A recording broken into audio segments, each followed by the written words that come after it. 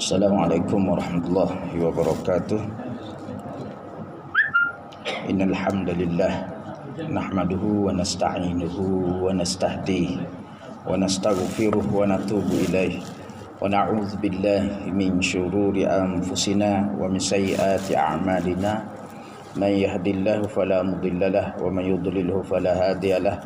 Asyhadu an la ilaha illallah wahdahu la syarikalah wa asyhadu anna sayyidana Muhammadan abduhu wa rasuluh wa usalli wa usallim ala hadzal nabiyil karim nabiyina Muhammadin wa ala alihi wa sahbihi wa man tabi'ahu bi ihsanin ila yaumiddin.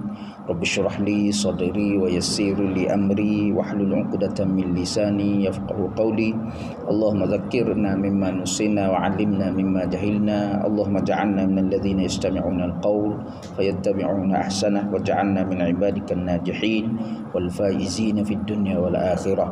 Alhamdulillah, bersyukur kita kepada Allah Subhanahu wa taala sekali lagi diberi kesempatan oleh Allah Subhanahu wa taala untuk kita sama-sama berada dalam majlis ilmu ini. Mudah-mudahan perkongsian ilmiah kita ini memberi manfaat yang cukup besar kepada kita dan seterusnya memperkasakan keimanan, ketakwaan kita kepada Allah Subhanahu wa taala. Seterusnya kita harapkan perjumpaan kita yang seumpama ini menjadi pemberah timangan kebajikan kita di hari akhirat nanti, insya-Allah. Dan seterusnya marilah kita sama-sama mengikhlaskan hati kita, kebersamaan kita dalam majlis ini semata-mata hanya mencari redha Allah Subhanahu wa taala. Dan seterusnya untuk kita sama-sama memperbaiki diri kita sama-sama, insya-Allah, sama ada orang yang bercakap ataupun yang mendengar, kita sama-sama mengikhlaskan hati kita untuk kita memperbaiki diri kita dan seterusnya untuk kita sama-sama menghayati dan memahami, seterusnya menjiwai ayat-ayat suci Al-Quran. Seterusnya marilah kita sama-sama niat iktikaf kita di rumah Allah Subhanahu wa taala ini, memperbarui niat iktikaf kita di rumah Allah Subhanahu wa taala ini. Jadi kita sambung siri kuliah kita setelah sekian lama. Sebulan. Lebih kurang sebulan kita tertangguh. Jadi kita tertangguh tu kerana ada sebab. Apabila amalan yang baik, apabila istiqamah, apabila ada halangan, sebelum ni yang kita istiqamah, Allah Taala akan beri pahala ganjaran juga kepada kita. Kita istiqamah, syarat kita istiqamah sebelum ni daripada tu. Zaman muda kita senantiasa semaya Jumaat, ataupun zaman tua kita ni kita senantiasa semaya Jumaat, aktif beribadah. Tiba-tiba jatuh sakit, masuk hospital, terlantar, semaya Jumaat di masjid kita sentiasa amalan kita istiqamah, pahala Jumaat tu cukup dapat juga kepada kita. Itu penting, kita istiqamah awal-awal lagi amalan kita. Apabila sakit, boleh pahala percuma, boleh pahala pencing, boleh pahala semaya Jumaat juga. Sebab kita ahli kepada orang yang nak berjemaah tersebut. Dan hati kita senantiasa terpikat untuk mengerjakan solat Jumaat. Contohnya macam itulah dan ibadat-ibadat yang lain. Jadi insya-Allah mudah-mudahan apabila kita tak menghadirkan diri, ada halangan yang darurat dan sebagainya, majlis ilmu kita tersebut, mudah-mudahan Allah Taala mengganjari juga. Walaupun kita tidak hadir, kita tak dapat mengadakan majlis tersebut. Jadi malam ni alhamdulillah Allah Taala mengizinkan kita untuk kita bersama pada malam ini. Jadi surah yang kita dah sampai, kita dah siri kuliah kita ini bermula daripada suratul Naba. Kita ambil sebelah sana tu, sebelah Hawa. Kita menuju ke arah pengakhiran juzuk Ammah ni. Juzuk Ammah ni mula-mulanya Amma Yatasa, juzuk yang ke-30. Juzuk yang ke-30. Akhir surah juzuk Ammah Qul a'udzu birabbin nas, suratul Nas, akhir juzuk Ammah. Dan akhir surah di dalam Quran Qul a'udzu birabbin nas, suratul An-Nas. Maka kalau kita nak baca, ulama telah susun tertib dalam sembahyang rakaat pertama kita kena ambil hak dulu-dululah. Hak awal dulu. Hak awal dulunya sabbihis tak salah. Jadi setengah ulama kata makruh. Kalau tak ikut tertib baca surah rakaat pertama kita kena ambil surah dahulu-dululah. Susunnya dalam Quran mashaf. Qul huwallahu dulu. Lepas tu qul a'udzu falaq. Rakaat pertama qul huwallah, rakaat kedua qul a'udzu falaq. Gitu. Dia ambil ke awal-awal dulu. Jadi kita dulu dah ngaji Quran Qadar dulu, kita ingat qul a'udzu birabbin nas. Lah mula-mula lah. Qul a'udzu birabbin nas mula-mula Fatihah dulu kita ingat Fatihah qul a'udzu birabbin nas. Apa ni tuk guru kita dia ambil mudah. Dia nak ajar mudah-mudah dulu, surah pendek-pendek. Macam di Mesir sana pun dia tak ngajar baca selalu. Dia ngajar ngapa. Mesir sana yang ngajar ngapa. Budak-budak kalau mesti cuti, masjid-masjid mengadakan kelas-kelas menghafal Al-Quran terus.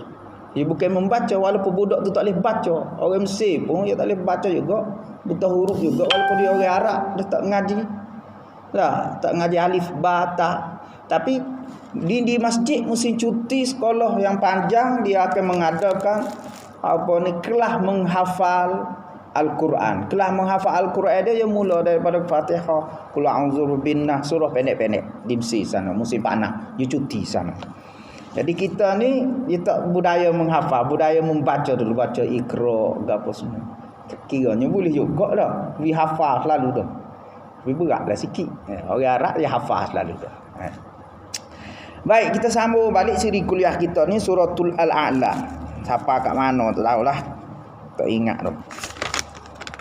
Kita mula daripada awal lagi kan. Secara umumnya kita sudah kupas dah tentang suratul A'la ni. Cuba kita tengok secara detail sedikit suratul A'la ni. Suratul A'la sebenarnya yang kita ketahui Makkiyah. Dan surah-surah dalam juzuk Amma ni Makkiyah belaka. Ayat-ayatnya diturunkan di Mekah. Apabila ayat-ayat turun di Mekah, kita kena terbayang ayat-ayat yang berkait, yang paling, yang membicarakan tentang akidah, tentang pegangnya, tentang perkara gaib yang tidak boleh dipikir oleh kepala akal manusia. Tu surah-surah yang diturunkan di Mekah, tabiat dia sedemikian, sifat ciri-ciri dia sedemikian. Suratul A'la ni sebahagian daripada suratul Makkiyah. Ayat dia 19 ayat. Ayat dia 19 ayat. Ayat yang pertama, a'udzubillahi minasyaitonir rajim. Sabbihisma rabbikal a'la. Ay nazzih ya Muhammad. Ay nazzih ya Muhammad rabbukal aliyul kabir an sifatin naqsi. Allah Ta'ala maksud dia nazih. Allah Ta'ala kata kepada Nabi kita, Nabi Muhammad ni, apabila dia sebut kepada Nabi Muhammad, maka kepada kita jugalah. Dalam kaedah orang ngaji ilmu usul fiqh, al-ibratu bi umumil lafzi la bi khususis sabab. Pengajaran tu umum lafaz, tidak terkhusus kepada sebab. Sebab turun ayat ni kepada Nabi Muhammad. Tapi pengajaran dia mencakupi Nabi Muhammad, sahabat Nabi dan manusia sehingga kiamat. Kita semua. Gapo Allah Ta'ala sebut kepada Nabi kita ni supaya kita ambil pengajaran juga ni. Nazih ya Muhammad. Bersihkanlah wahai Muhammad. Rabbukal aliyil kabir an sifatin naqsi. Bersih apa? Tuhan kamu itu sifat dia ali, unggul, tinggi, besar. Kabir itu besar. Unggul, tinggi, besar, bersih daripada sebarang sifat an-naqais, sifat-sifat yang kurang. An-naqs. Tuhan ni Allah Ta'ala ajar kepada Nabi kita dan kepada kita, Tuhan ni unggul, hebat, tinggi, mulia, bersih daripada sebarang sifat kurang. Tak ada sifat kekurangan itu, tak ada pada Allah Subhanahu Wa Ta'ala. Kita apabila gitu, kita manusia ni lemah, ada kekurangan. Allah tak ada. Di sisi Allah tak ada kekurangan. Jadi kita kena senantiasa puja-puji, mengagung-agungkan Allah dan membilang-bilangkan Allah ini bersih daripada sebarang sifat kurang. Tak ada sifat kekurangan.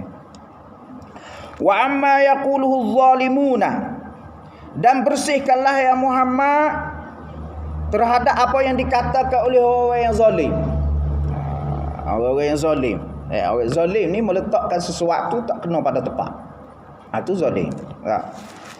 Jadi zaman dulu pokok musyriki ni boleh dikatakan pokok musyriki ni zalim. Tidak meletakkan kedudukan Tuhan yang sebenar.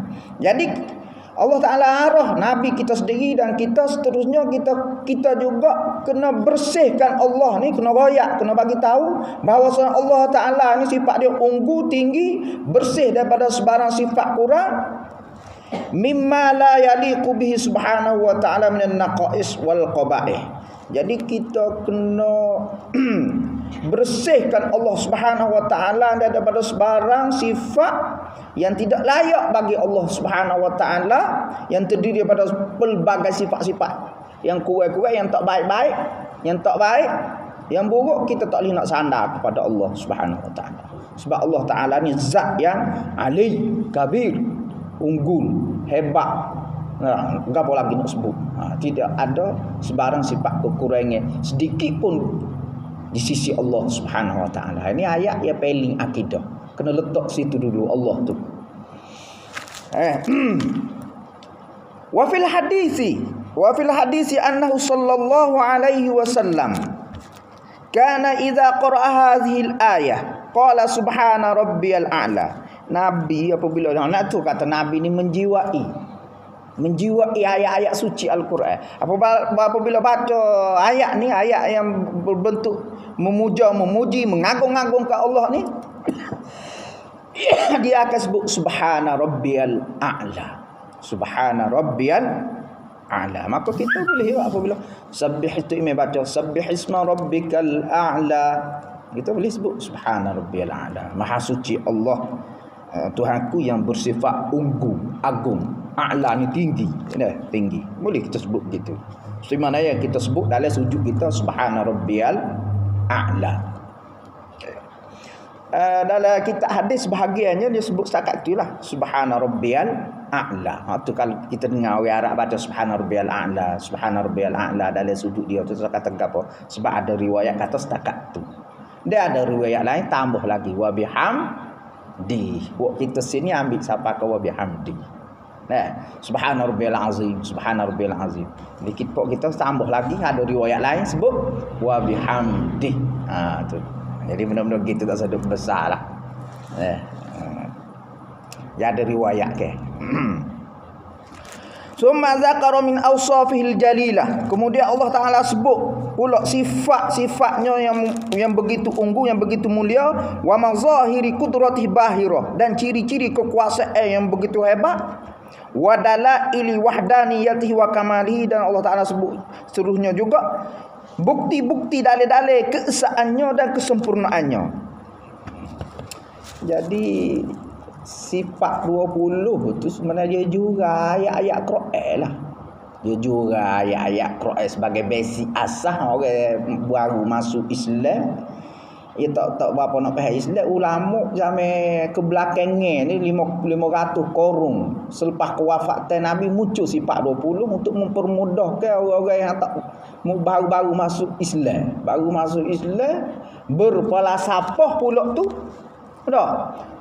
Jadi ulama pun buat kesimpulan, buat susun jadi 20 sifat tu. Bukan bersifat 20 tu ya, tapi sebagai basic asas budak tadika mu'allah yang baru masuk Islam pada ketika itu. Lebih-lebih lagi ketika itu tu berlaku pelasapah, macam-macam pelasapah kefahaman. Jadi ulama orang baru masuk Islam tak kena ajar Quran lalu.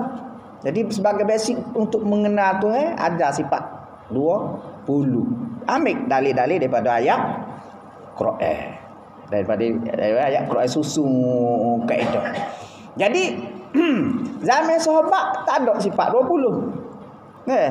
Zaman tabi'in tak ada sifat 20. Zaman tabi'in pun tak ada sifat 20. Dia kenal Allah melalui ayat-ayat Quran selalu dah. Terus melalui ayat-ayat Quran. Jadi panggil mekanisme, metodologi pembelajaran berubah zaman, berubahlah keadaan, cara pembelajaran. Ya lagu tu. Jadi orang-orang sesuai dengan kaedah tu. Orang-orang sesuai dengan kaedah yang sana tu. Jadi yang penting makrifatu Ma'rifatullah. Hak wajibnya, betul-betul wajibnya mengenali Allah. Wajib mengenali Allah. Dan wajib juga kena menambah dos keyakinan kita kepada Allah. Jadi kalau kita hanya ngaji setakat sifat 20, tak boleh menambahkan dos keyakinan kita kepada Allah, keyakinan kita tentang hari akhirat. Wajib kita cari asbab-asbab yang boleh menambahkan lagi keyakinan kita kepada Allah. Kita ngajilah akak sikit mengenali ayat-ayat Quran. Sebab sahabat Nabi dan Nabi sendiri, tabi'in dia tak ngaji sifat 20. Itulah. Jadi lo ni duk gagal setengah-setengah tu. Dah gagal. Wajib ngaji sifat dulu. Wajib lah. Orang tertentu wajib lah. Orang tak mampu nak idrak, nak memahami isi kandung Quran, wajib lah. Moga dia tak mampu, kok lain dah cara tu. Wajib kan. Dah. Jangan lijik apa panggil dah. Jadi seterusnya Allah Ta'ala cerita sifat dia, kesempurnaan dia, keesaan dia, keunggulan sifat-sifat dia. Allazi khalaqa fasawwa. Allazi khalaqa fasawwa. Orang Arab baca ni kan dia tak gerak king mana baca. Kalau kita dengar dia baca, kita ni orang Melayu ni kalau nak rangup king. Jadi cara pembelajaran tajwid orang kita ni pun dia tak ajar makhraj huruf dulu. Patutnya masa sebut alif tu dia ajar makhraj huruf tu. Bagus sedap bunyi baca yang cukup makhraj. Tapi orang kita dia jadi rangu luar. Tutup guru tertentu hebat-hebat ya. Dia ajar murid dia sebut biar betul selalu. Buku-buku pun di sekolah dia tak ajar makhraj huruf dulu. Patutnya sambil-sambil ajar huruf tu, ajar makhraj huruf sebut biar betul. Dia gaduh ke hukum 5. Boleh juga gaduh ke hukum 5 nu mati tanwin ke apa semua tumi mati. Dia gaduh ke tu. Sepatutnya kena kemah makhraj huruf, sifat huruf ni dulu. Nah, hak tu jadi leweh pokok kita baca Quran. Kadang ada ustaz mengaji Pak Mesir mana semua. Baca Quran leweh. Yang ngaji mad orang tu guru kampung dia duk ngaji tu, Pak. Boleh degree syariah, PhD ke apa semua lah. Tapi Quran leweh. Sebab awal-awal pembelajaran dia tu dia tak tekan betul-betul sifat makhraj huruf. Tu fasawwa. Allazi khalaqa fasawwa. Wadduha wal laili idza saja. Tak betul lah. Nabi suruh baca Quran ikut lahjah Arab. Jadi banyak kepincangan. Kalau kita ngaji betul-betul dia kena betul makhraj huruf, sifat huruf dulu. Atau ilmu banyak, bak lain sedap kecek, bak ceramah, bunyi baca Quran. Tak lagi. Sebab dia madah dia duk ngaji kampung dulu. Cara pembelajaran Quran tu. Buku-buku pun di sekolah pun nampak kebanyakannya dia tekan. Kalau ukur 5 saja makhraj huruf, sifat huruf dia tak tekan. Atau bunyi baca budak tak berapa comel mana tu. Tapi akhir-akhir ni alhamdulillah. Akhir-akhir ni alhamdulillah. Comel, banyak comel dah. Pembacaan budak-budak Quran. Allazi khalaqa fasawwa. Bukan belagu lagi tu, cara sebut. Orang lain sebut comel lagi. Untuk guru Quran tu. Ai khalaqal makhluqat. Khalaqal makhluqati jami'aha, iaitu Allah Subhanahu wa taala mencipta makhluk-makhluk semuanya, fa'atqana khalqahu. Itqan pembuatannya. Mantap pembuatannya. Dia buat makhluk dia ni cukup-cukup mantap. Allah, sifat Allah Taala mencipta makhluk dia ni cukup-cukup mantap. Wa abda'a sun'ahu, dan seterusnya abda' sun'ahu, kreatif, inovatif. Tak pernah orang cipta lagi sebelum ni. Penciptaannya kreatif, inovatif. Tak pernah ada orang cipta. Tak ada sesuatu yang cipta sebelum daripada ni. Ada orang cipta manusia sebelum? Tak ada. Ada yang cipta alam sebelum ni? Tak ada. Dia sahaja yang mencipta. Tengok tu hebat Allah Ta'ala. Mantap, hebat, dan penciptaan kreatif, inovatif tidak pernah dicipta oleh sesiapa pun penciptaan dia. Tidak boleh ditandingi penciptaan dia tu. Fi ajmali ashkal, di dalam seindah-indah pembentukan. Kita tengok comel, tidak ada kepincangan. penciptaan Allah Subhanahu Wa Taala. Perjalanan siang dan malam kita tengok. Tak picah. Peredaran bulan mentari. Tak tembus sudah ke atas nun berbilion-bilion cakrawala. Bulan bintang. Bertembus. Dok. Tak tembung, tak belaga. Tak, bulan matahari dunia ni tak belaga. Tak tahu berapa bilion, berapa juta, wallahu alam bulan bintang di atas ni. Atas angkasa raya sana.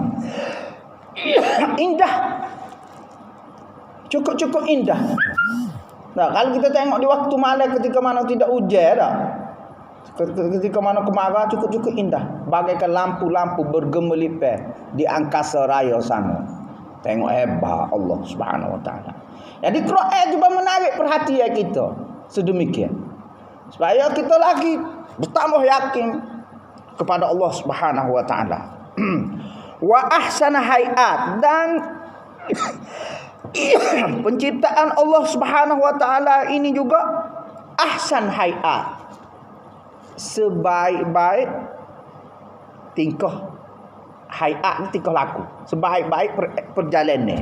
Nah, sebaik-baik perjalanan, sebaik-baik kedudukan penciptaan Allah Subhanahu Wa Taala ini.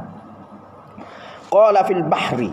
Nah, sebuah kitab, sebuah kitab tafsir, nama kitab tafsir Al-Bahri, ai khalaqa kulla syai'in fasawwahu. Iaitu Allah Subhanahu Wa Taala mencipta sesuatu fasawwahu, sempurna, seimbang. Tak seimbang. Kita tengok tangan kita kan, tak makan siku kan? Telinga pun makan siku. Hidung pun makan siku. Fasawwaha ni makan siku, tak sengit. Nah, tak sengit, sempurna. Tangan kita ni 5 jari. Bihaitsu lam ya'ti mutafawitan, di mana tidak datang di sana berlaku kepicangnya, bal munasiban fi ihkam wa itqam, bahkan serasi dalam pembentukan penciptaan, serasi yang begitu mantap, serasi lagi mantap penciptaan Allah Subhanahu Wa Taala. Lidilalati ala annahu sadirun min alimin hakim. Ini menunjukkan bahawasanya penciptaan tersebut dari yang maha berpengetahuan lagi maha bijaksana. Tu hebat ni penciptaan Allah Taala. Seterusnya Allah Subhanahu Wa Taala sebut sifat dia, wallazi qaddara fahada. Ai qaddara fi kulli syai'in khawasu wa mazayahu bima tadullu anhu al-uqul wal afham. Kemudian lepas dia cipta alam ini semua, dia takdir. Dia membuatkan penciptaan, dia buat terhadap penciptaan dia satu takdir, satu perancangan yang mempunyai ciri-ciri teristimewa yang tersendiri, yang boleh menyebabkan akal ni rasa terpekung. Allah Ta'ala susun penciptaan dia ni. Wahadal insan lil wajhil intifa'. Kemudian tengok Allah Ta'ala beri petunjuk kepada manusia untuk mendapat kemanfaatan bima audahu fiha, terhadap apa yang diciptakan oleh Allah terhadap manusia. Jadi Allah Ta'ala beri hidayah manusia, guna gani mu nak subah hidup atas muka bumi ni, mu ambil gani. Siapa beri petunjuk oleh Allah Ta'ala tu? Mu nak senang hidup, mu kena buat gini. Bahaya-bahaya dia bagi kepada manusia. Bahaya-bahaya metah dia bagi kepada manusia. Nak hidup, siapa yang bagi petunjuk tu? Allah Ta'ala royak dalam surah Al-A'la ni, dia beri petunjuk kepada manusia untuk dapat manfaat apa-apa yang disediakan oleh Allah Subhanahu Wa Taala di atas muka bumi ni. Ambil go tu jadi go ni. Apa ni daripada ni boleh buat benar, apa semua daripada bahan-bahan metah yang Allah Taala sedia, manusia boleh buat benar, boleh pakai ya. Sudut binatang pula. Goning. Siapa yang tunjuk? Allah Ta'ala, dia yang tunjuk. Setelah dia mencipta fizikal manusia dan alam ini semua yang begitu hebat, begitu mantap, dia pula mentakdirkan, menunjukkan kepada manusia, ambil go ni untuk kemanfaatan kepada manusia tu, khususnya untuk manusia ni hidup di atas muka bumi ini. Allah Ta'ala tunjuk ajar. Wahadal in'am ila mara'iha. Kemudian Allah Ta'ala tunjuk kepada binatang-binatang ni ketika mana berada di padang lapang. Tak, padang lapang tempat penternakan tu, di padang-padang tersebut Allah Ta'ala berkesan petunjuk kepada manusia. Bagi petunjuk kepada binatang-binatang ternakan ni juga kena makan rumput, kena buat goni untuk pembesaran dia. Kemudian binatang tersebut, tengok Allah Ta'ala, binatang tersebut apabila gemuk nanti, hidup nanti, manusia pula ambil manfaat daripada binatang tersebut. Siapa yang susung sedemikian? Allah Ta'ala menegaskan dalam surah ni, dia yang menyusulkan situasi kedudukan, peredaran, perjalanan hidup manusia dan perjalanan hidup binatang tersebut. Sehingga binatang dapat manfaat daripada rumput, sehingga manusia juga dapat manfaat daripada binatang-binatang tersebut. Allah Ta'ala yang menyediakan semua tu. Walau ta'ammalta ma fin nabatat minal khawas. Jika dia sebut tu kita sebut, jika kamu memerhati apa yang terdapat pada tumbuh-tumbuhan, ada ciri-ciri keistimewaan dia. Tumbuh-tumbuhan ni banyak ciri-ciri keistimewaan ada pada tumbuhan. Wa ma fil ma'adin. Dan apa yang terdapat pada galian-galian, minal mazaya wal manafi', galian-galian juga banyak manfaat. Allah Ta'ala cipta gali-galian tersebut, tumbuh-tumbuhan tersebut ada ciri-ciri keistimewaan, banyak manfaat kepada manusia. Wahtidaul insan. Kemudian Allah Ta'ala beri tunjuk ajar kepada manusia, ilham kepada manusia listikhrajil audiyah, daripada tumbuh-tumbuhan tersebut manusia boleh mengeluarkan, boleh buat herba. Audiah ni herba ataupun ubat-ubat teh. Wal aqaqir. Ubat-ubat teh dan herba yang manfaat daripada tumbuh-tumbuhan tersebut. Itu siapa yang beri hidayah kepada manusia tu? Sekarang berlaku situasi kedudukan manusia setelah Allah Ta'ala cipta sifat fizikal manusia yang begitu hebat, begitu mantap. Dia tunjuk pula untuk manusia survive hidup di muka bumi ni cara-cara dia. Kemudian Allah Ta'ala menyedia pula bahan-bahan untuk hidup tersebut. Daripada bahan-bahan untuk hidup, kalau ada penyakit, tumbuh-tumbuhan ni pula boleh dijadikan herba, audiah dan obat-obat daripada tumbuh-tumbuhan. Allah Ta'ala sebut dalam surah ni. Tengok tu. Tu kita kena tenung banyak Allah Ta'ala. Kita kena banyak terhutai budi kepada Allah Subhanahu Wa Taala. Waktu Nabi sembahyang sampai ke bekok kaki tu. Waktu surah ni di antara surah yang Nabi suka baca, khususnya hari Jumaat. Hari Jumaat sembahyang 2 hari raya. Sebab dia hayati betul-betul. Waktu Nabi sembahyang sampai ke bekok kaki. Nabi maksum sampai ke bekok kaki, Aisyah kata mu Nabi dah.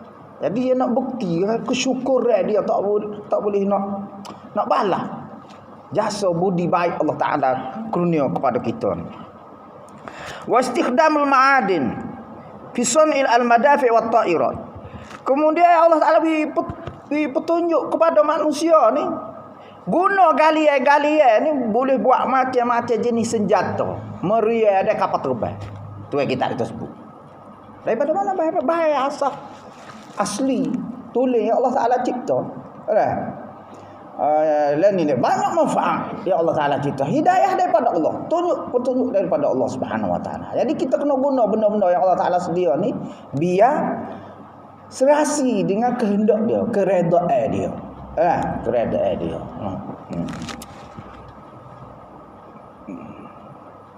Jadi Allah Ta'ala nak kita ni mengisafi dan mengingati nikmat yang dia kurnia kepada kita ni begitu banyak. Dan merasa betapa hebatnya Allah, betapa bijaknya Allah Ta'ala ni hidayah mentakdirkan kita berkedudukan sedemikian.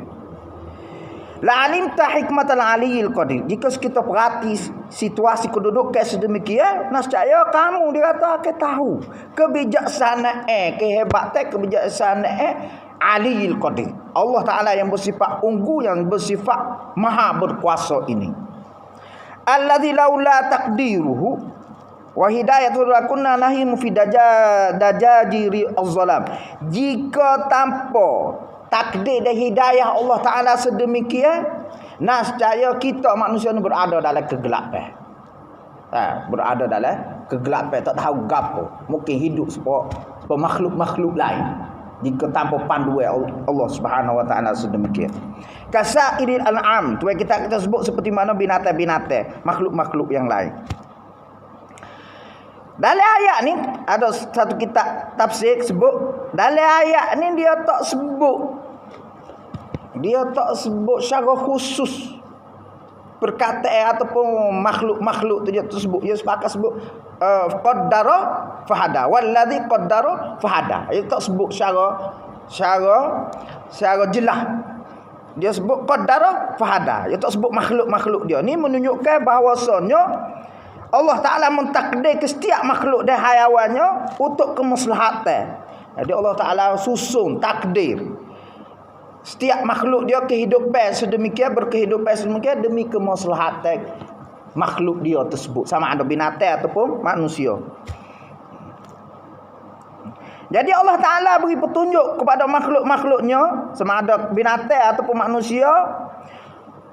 Dan Allah Ta'ala mengajar manusia ni supaya ambil manfaat daripada bahan-bahan yang dicipta oleh Allah Ta'ala, disediakan oleh Allah Ta'ala untuk binatang ataupun untuk manusia tersebut. Allah yang beri hidayahnya, beri petunjuk. Bagaimana dia nak adung gini-gini boleh jadi mat besi, boleh buat besi naik, boleh naik motor ke apa semua tu. Siapa yang beri hidayah kepada manusia tu, beri ilmu kepada manusia tersebut, iaitu Allah Subhanahu wa taala. Allah Taala sebut dalam surah ni Allah Taala ungkit kepada kita dalam surah Al-A'la ni. Kalau kita tengok ni besi, antara besi paling canggih, cerita luar sikit. Aku ngatuk duk main dalam. Besi paling canggih ni besi hok naik alik atas. Dia panggil nama dia Bigadar ke apa dia panggil. Drone, senjata drone yang dibuat oleh Turki. Senjata drone yang dibuat oleh Turki, Rusia pun tak boleh nak lawan, Amerika pun tak boleh nak lawan. Terbukti ketika mana Azerbaijan nak ambil wilayah Nagorno-Karabakh. Nak cerita luar sikit.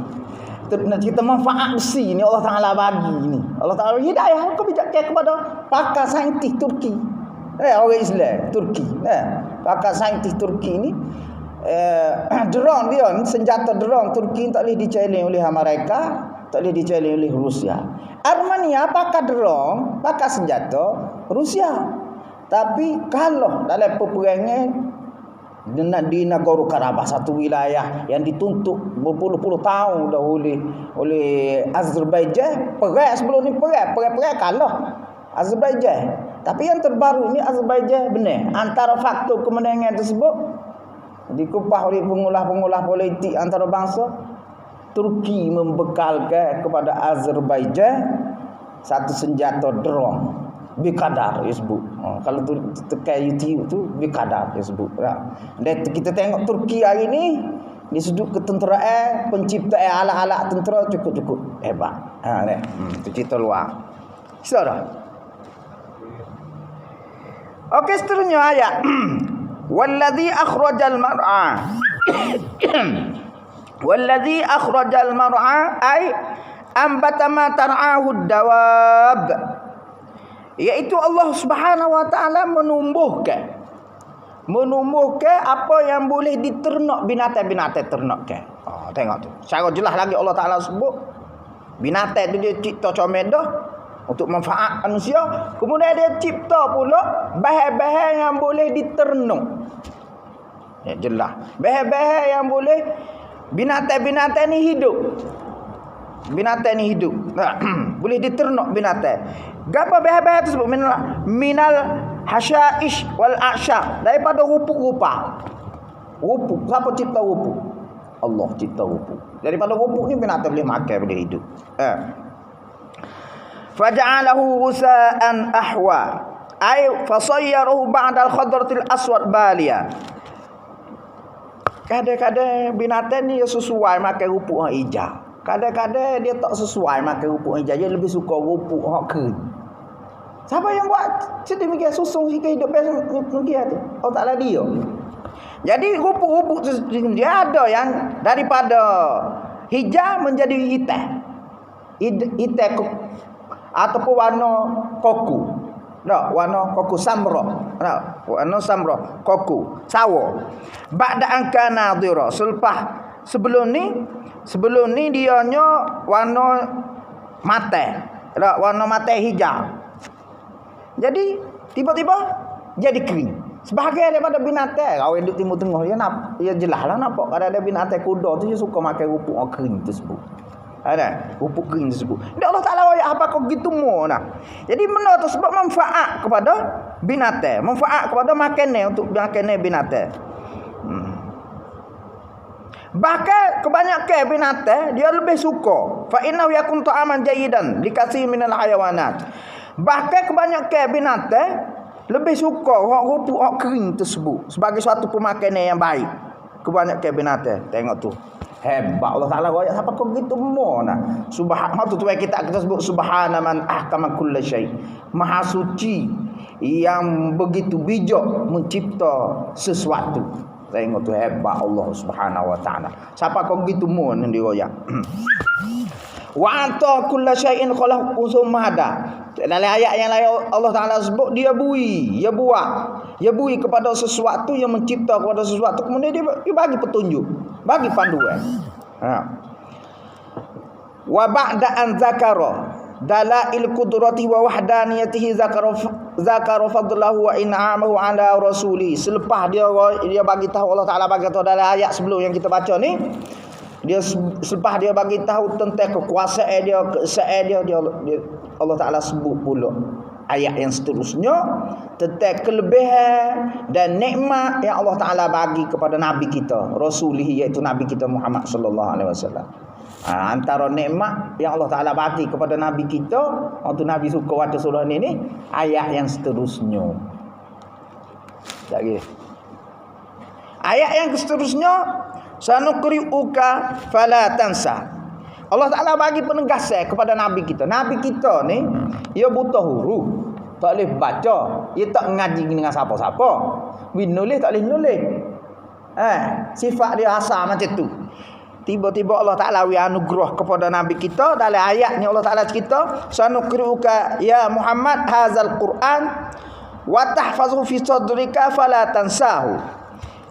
Allah Ta'ala sebut sanuqri'uka fala tansani, iaitu maksud kami akan membaca. Tu saya kata kami akan membaca kepada kamu wahai Muhammad Quran. Kami akan baca Quran kepada kamu wahai Muhammad, Quran yang agung ini kepada kamu Muhammad. Kamu akan mampu menghafalnya di dalam dada kamu dan kamu tidak akan lupa. Dia akan melupainya. Bila Nabi baca, Allah Ta'ala beri anugerah kepada Nabi walaupun dia tak pernah ngaji dengan siapa, buta huruf, Allah Ta'ala bagi jaminan kepada Nabi. Kami akan baca melalui Jibril lah. Melalui Jibril baca Quran, Nabi menghafal. Nabi baca, Nabi menghafal, ingat dan Nabi tidak akan lupa. Apabila Nabi hafal, Nabi tak akan lupa selama-lama. Allah Ta'ala beri penegasan, beri jaminan kepada Nabi kita dalam ayat ni. Sanuqri'uka fala tansa. Tu setengah-setengah mungkin dia nak ambil berkat orang hafal Quran tu kadang-kadang dia baca sanuqri'uka fala tansa. Sanuqri'uka fala tansa. Mungkin dia nak ambil berkat dah Nabi. Allah Ta'ala anugerah tu. Yang ngapa-ngapa, gapo-gapo dia baca sanuqri'uka fala tansa. Sanuqri'uka fala tansa. Dia baca, dia letak dada dia. Mudah-mudahan dia baca sedemikian Allah Ta'ala jaga hafalan dia seperti mana Allah Ta'ala jaga hafalan Nabi Quran tersebut.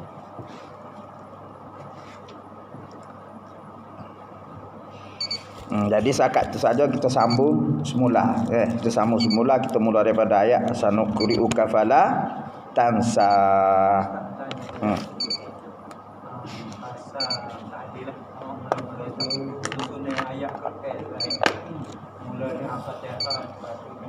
Akhirnya Allah sudah berfirman masa dulu Nabi ke Gua Hira timur wahyu memulai Iqra. Dan ia ikut sunnah Fatihah baru. Jadi petikai ya mana dia sudut penurunan memang Iqra dulu, tapi apabila Nabi suruh katik je penulis-penulis dia Penulis-penulis dia, beberapa orang penulis dia suruh tulis ayat Quran tu, Nabi susun gitu. Susun mulai daripada suratul Fatihah, lepas tu suratul Baqarah, suratul Ali Imran. Jadi Nabi suruh sahabat susun gitu. Tu jadi gitu tu. Jadi kalau dah sudut penurunan, Iqra dulu. Suratul Alaq tu Iqra, lepas tu ya ayyuhal mudaththir ataupun ya muzammil. Jadi sudut penurunan. Tapi bila sampai satu ketika Nabi suruh sahabat Nabi ni, sahabat-sahabat dia penulis-penulis wahyu ni susun sedemikian. Gitu. Jadi ulama buat kesimpulan dalam pembacaan dalam sembahyang pun kena ikut susunan tu. Jadi setengah-setengah ulama kata kalau tak ikut susunan pun boleh sah sembahyang. Cuma setengah ulama kata makruh.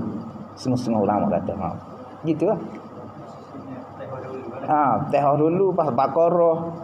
Lepas tu Ali Imran. Lepas kalau kita Quran kecil ni kan, keluar Allah dulu. Rakaat pertama dah. Lepas tu Qul Falaq rakaat kedua. Gitu. Kalau tu kata kita tak ada masalah, sah sembahyang. Cuma pahala tertib tu tak boleh. Pahala baca Quran tu boleh. Pahala tertib hak ulama susun tu, hak sahabat susun tu tak dapat waktu tu. Wallahu a'lam. Yang baik itu daripada Allah, kelemahan itu daripada diri saya sendiri. Saya mohon maaf banyaklah ada terkasar bahasa, tersilap dan sebagainya. Saya mohon maaf banyak. Sama-sama kalau yang baik itu sama-sama kita jadi panduan dan manfaat untuk diri kita semua. Aku qouli hadza astaghfirullahal azim li wa lakum wa billahi taufiq wal hidayah. Wassalamualaikum warahmatullahi wabarakatuh. A'udzubillahi samii'il 'aliim minasyaitonir rajim. Bismillahirrahmanirrahim. Alhamdulillahirabbil alamin wassalatu wassalamu ala nabiyyina Muhammadin wa ala alihi wa sahbihi ajma'in. Allahumma ighfir lana dhunubana wa liwalidayna warhamhuma kama rabbayana shaghira wa li jami'il muslimina wal muslimat wal mu'minina wal mu'minat al ahya'i minhum wal amwat. Allahumma inna nas'aluka ridhaka wal jannah wa na'udzubika min sakhatika wan nar. Allahumma ij'al jama'ana hadza jama'an marhuma wa tafarruqana min ba'dihi tafarruqan ma'suma. Allahumma ya Allah, Allahumma ya Allah, ya hayyu ya qayyum bi rahmatika nastaghith. Allahumma inna na'udzubika minal baras wal junun wal judham wa min sayyi'il asqam. Ya Hayyu ya Qayyum bi rahmatika nastaghith. Allahumma tahhir qulubana minas sifatil madhmumah wa zayyin akhlaqana bis sifatil mahmudah. Allahumma tahhir qulubana minas sifatil madhmumah wa zayyin akhlaqana bis sifatil mahmudah. Allahumma ya Allah, Allahumma inna nas'aluka ridhaka wal jannah wa na'udzubika min sakhatika wan nar. Allahumma ij'al jama'ana hadza jama'an marhuma wa tafarruqana min ba'dihi tafarruqan ma'suma.